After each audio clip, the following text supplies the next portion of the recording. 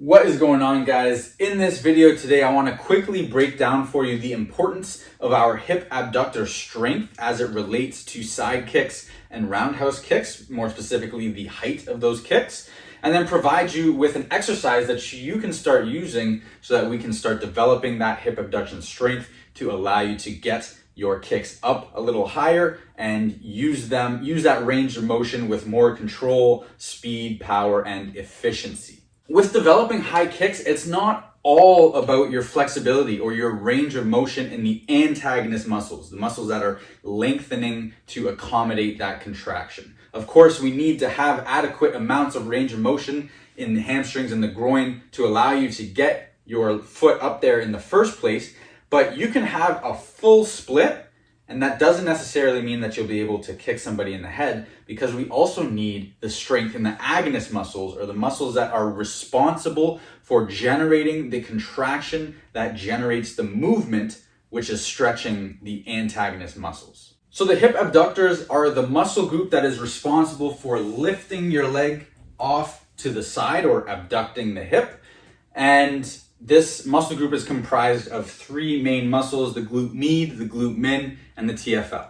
So simply put, the stronger that we get your hip abductors, the higher that you'll be able to get your kicks overall, provided that you have the flexibility in the antagonist muscles to allow you to do so. And also you'll be able to have easier access to that end range of motion, which means you'll be able to hit that maximum height with less effort on your part and more efficiency, which means more speed, better technique, and more strength and power. So on top of that, the stronger that we can get in our end ranges, the more force and power that we'll be able to generate as we approach that maximum height. So rather than leaking energy as we approach the maximum height, the end range, through the inefficiencies in your movement, just trying to get there in the first place, we'll actually be able to add power and increase the force as we approach the end range where you're making contact with that strike.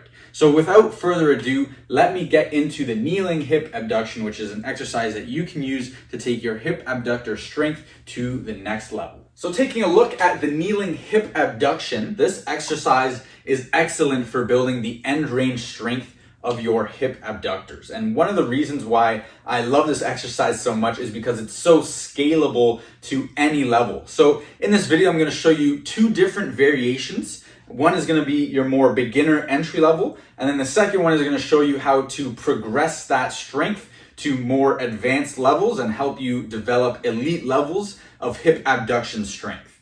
So first, I'm going to show you the entry level variation, which is going to be utilizing a bent leg with our hip abduction. So we're going to want to assume a kneeling position. So we want the knees together. We're on our hands and knees here. A couple cues and attributes that you want to maintain with your positioning are having the hips aligned vertically over the knees. So we don't want them further or behind the knees. We want them nice and stacked over the knees. And we also want our shoulders stacked over our palms, nice and vertically. And we want our hands about shoulder width apart. Now from here, we're going to actively tuck the tail and pull the ribs in. So think about pulling the ribs and pelvis together. And we also want to be pushing our hands into the ground to protract the shoulders and create as much of a rounded back position as we can.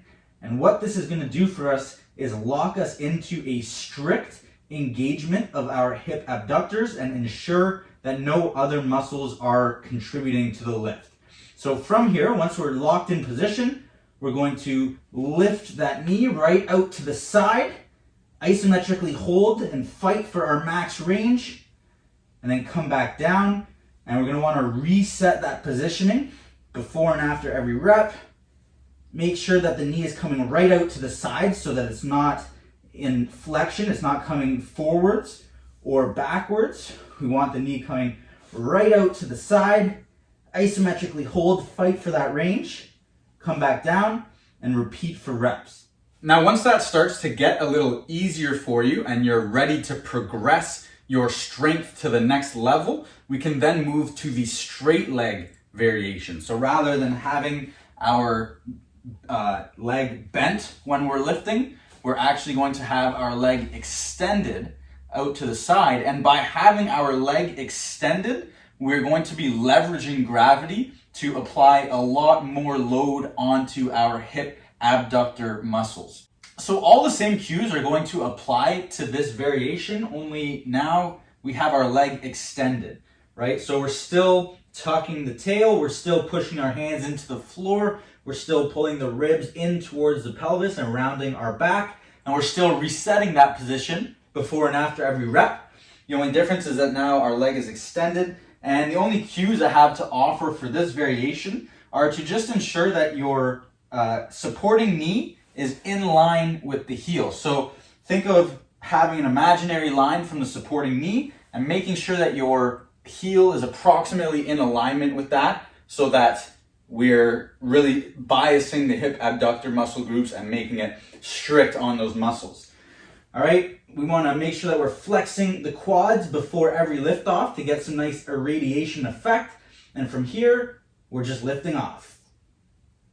And we're holding isometrically in our end range. Come back down, reset the position actively, lift off, come back down, and rinse and repeat. And then once that becomes a little easier, we can continue to progressively overload by adding some ankle weights to the equation and adding more load to the muscle groups. And everything else is going to be the same. And we're just repeating this for reps, isometrically holding in our end range and making sure that we're actively resetting that positioning, that tucked positioning with every single rep. We also want to avoid having any compensations of shifting our body off to the side as we're lifting. We want to keep our body as still as possible and ensure that all the movement is occurring in the hip abductors.